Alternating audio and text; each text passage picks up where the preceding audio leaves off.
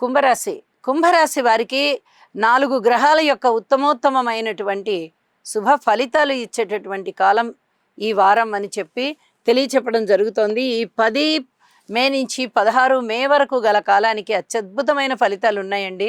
చూడండి, ఏలినాటి శని జరుగుతూ ఉన్నప్పటికీ కూడా గురుబలం చాలా బాగా బ్రహ్మాండంగా ఉంటున్న కారణం చేత శనిగారి యొక్క దుష్ట ఫలితాలు ఎటుపోయాయో తెలియదు.